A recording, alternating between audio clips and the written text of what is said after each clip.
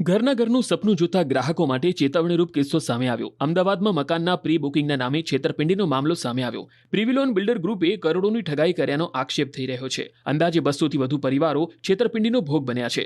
પ્રિવિલોન બિલ્ડરે મકાનની અલગ અલગ સ્કીમની જાહેરાત કરી પ્રી બુકિંગના નામે કરોડો રૂપિયા લઈ લીધા. જોકે કોઈ બાંધકામ શરૂ ન થતા ગ્રાહકોને છેતરાયા હોવાની જાણ થઈ. ગ્રાહકોએ બિલ્ડર સામે કાર્યવાહી કરવાની અને પોતાના રૂપિયા પરત આપવાની માંગ કરી.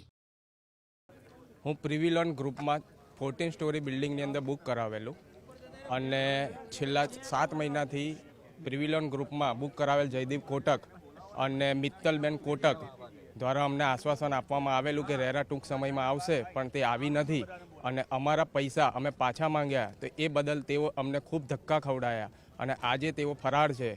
તે બદલ આજે અમે અહીંયા રૂબરૂ આવેલા છીએ. અમે ચેક દ્વારા અમારું એક સારું કામ એ હતું કે અમે ચેક દ્વારા એમને 7 લાખ રૂપિયા આપેલા હતા અને અમારી નમ્ર વિનંતી એ જ છે કે જો તેઓ કોઈ પણ સ્કીમ ના કરી શક્યા અથવા તેઓ કૌભાંડના ફિરાકમાં છે તો તેઓ અત્યારે અમારા રૂપિયા અમને વહેલી તકે પરત આપી દે તો અમે કાયદાકીય કોઈ भी कंडीशन में फंसाइए नहीं. हमने एक फ्लैट बुक किया 14 स्टोरी वाली बिल्डिंग में इस एश्योरेंस के साथ कि ये लास्ट ईयर हुआ, 1 साल हो गए.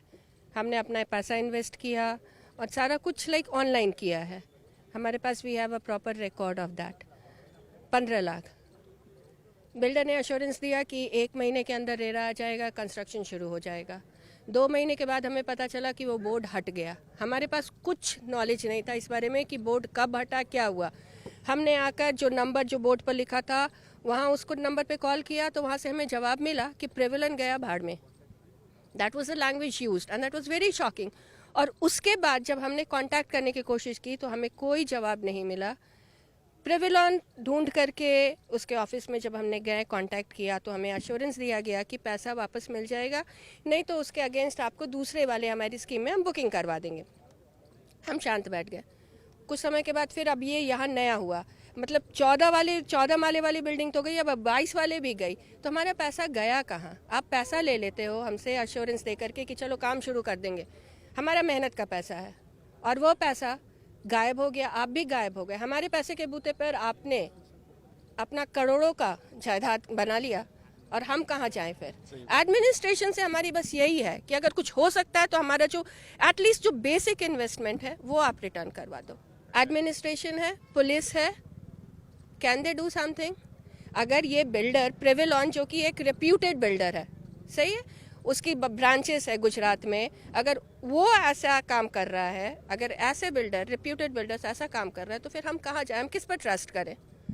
प्रिविलन, अभी प्रिविलन की बारी आई है, नेक्स्ट कौन होगा. तो इसका मतलब हम यहाँ गुजरात में, अहमदाबाद में फ्लैट में इन्वेस्ट करना, घर खरीदना छोड़ दें.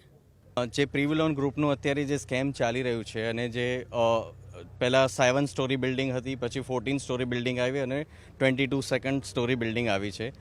મારું પોતાનો ફ્લેટ મેં 14 સ્ટોરીમાં બુક કરાવ્યો હતો. 1 મહિના પહેલાં મને જાણ થઈ કે 14 સ્ટોરીનો પ્રોજેક્ટ કેન્સલ થયો છે.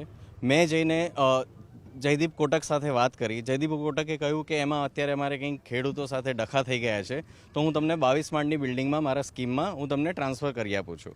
એ વાતને 15-20 દિવસ થયા પછી ત્યારે ફરી ખબર પડી કે હવે 22 માળનો બી પ્રોજેક્ટ એમનો કેન્સલ થયેલો છે. અંદરો અંદર જાણ થતાં એવી ખબર પડી કે આ તો બહુ મોટું સ્કેમ છે. મારા જેવા 150થી 200 જેવા પરિવારો જે છે એ આ સ્કેમમાં ફસાઈ ચૂક્યા છે અને આ સ્કેમમાં બંને પાર્ટનર પ્રિવિલોન ગ્રુપના જયદીપ કોટક અને હિરેન કારિયા આ બંને ઇન્વોલ્વ છે. કારણ કે જ્યારે બી આ બધાનું બુકિંગ, જેટલા બી 150-200 પરિવાર છે, બધાનું બુકિંગ આઈ થિંક ઓલમોસ્ટ મે 2024 સુધીમાં થઈ ગયું છે અને બંને પ્રોજેક્ટ પર 80થી 90% તે લોકોએ પ્રી લોન્ચ બુકિંગ કરેલું છે, જેમાં એ લોકોએ ઓનલાઈન પૈસા, કેશ પૈસા, એવા ઘણા બધા પરિવારો છે જેમણે ટ્રાન્ઝેક્શન કરેલા છે અને આજે એ બધા પરિવારો મારી જેમ પીડિત છે ને એમની પાસે કંઈ જ કહેવા નથી. ના કોઈ બિલ્ડર જવાબ આપી રહ્યો છે, ના કોઈ બ્રોકર જવાબ આપી રહ્યા છે. એટલે મારી મીડિયા થ્રુ એક જ અપીલ છે કે અમને અમારા પૈસા પાછા મળે, અમને ન્યાય મળે. કારણ કે આ રીતે જો સ્કેમ થતા રહેશે તો એક મધ્યમ વર્ગ પરિવારનું જે એક સપનું હોય છે કે મારું પણ પોતાનું ઘર હોય, એ શક્ય જ નથી. કે અમારા બધા જેટલા બી પીડિત લોકો છે એ પીડિત લોકોનું એક અમે આજે સોશિયલ મીડિયામાં બહુ મોટી તાકાત છે, તો અમે અમારું એક ગ્રુપ બનાવેલું છે વોટ્સઅપ પર. એમાં રિસન્ટલી અમને એક મેસેજ આવ્યો છે કે હિરેન કારિયા જે છે એ પબ્લિક સામે આવવા માંગે છે, એ પૈસા પાછા આપવા માંગે છે, પણ એમની એક રજૂઆત છે કે એમના જે બીજા પાર્ટનર છે જયદીપ કોટક તે પણ હાજર રહે. તો બસ અમારી જયદીપ કોટકને બી એ જ અરજ છે કે જેમ હિરેન કારિયાત આવવા તૈયાર છે, તમે પણ સામે આવો, સામે બેસીને જે પણ વિવાદ છે એ વિવાદનું સોલ્યુશન લાવો અને અમને અમારા પૈસા પાછા આપો. આ લોકોએ 2 સ્કીમ બહાર પાડી છે, 14 માળની અને 22 માળની. હવે એકચ્યુઅલ જે 14 માળની સ્કીમ છે એમાં પ્રિવિલોન ગ્રુપના ભાગીદાર તરીકે જયદીપ કોટક અને હિરેન કારિયા તથા એક મિત્તલ કોટક કરીને બેન છે, એ જે સાથે ત્રણેય મળીને આ બધો વહીવટ કરેલો છે. આ સિવાય કે કલવ ગ્રુપ કે જેમાં કલવ ગ્રુપના ભાગીદાર છે, જેમાં રામચંદ્ર પટેલ છે, સંકેતાર પટેલ છે, કુંજલ બી પટેલ છે અને અત્યારે એ જમીનના ખેડૂત કે માલિક જે કહી શકો એ ધણીધર ડેવલપર્સ LLPના ભાગીદારો છે, જેમાં દીપક મેવાડા, અનિલભાઈ મેવાડા અને ધીરેન રામભાઈ ભરવાડ આ 3 છે. હવે આ બધાએ ભેગા થઈને કંઈક ને કંઈક કરેલું છે કે આ લોકોને રૂપિયા આ લોકો જયદીપ કોટક તેમજ હિરેન કારિયા દ્વારા આપવામાં આવેલા છે, કોઈ વચેટિયા થ્રુ, કોઈ બ્રોકર થ્રુ કે ગમે તે રીતે. અને એ રીતની હિરેન કોટક દ્વારા ફરિયાદ પણ એક લખાવવામાં આવી છે, અરજી પોલીસ સ્ટેશનમાં કરવામાં આવી છે, એના ઉપર કોઈ કાર્યવાહી નથી થઈ. હવે આ બધા ભેગા થઈને આ કાવતરું રચેલું છે, તો એ બધા ઉપર ફરિયાદ ફાડવામાં આવે કાં તો એ બધા ભેગા થઈને અમારા રૂપિયા પાછા આપે. મારું એવું કહેવું છે. એ લોકો છે કે બીજા કોઈને વહેંચી ના શકે, તો એના ઉપર સ્ટે આવે કે એના પર મનાઈ હુકમ આવે કે જેથી અમારા સિક્યોર થાય છે, અમારા રૂપિયા સિક્યોર રહે, અમારું જે પ્લોટ અમને મકાન અમને ફ્લેટ અમને આપવામાં આવેલ છે એ ફ્લેટો અમને પાછા મળી શકે કાં તો રૂપિયા મળી શકે.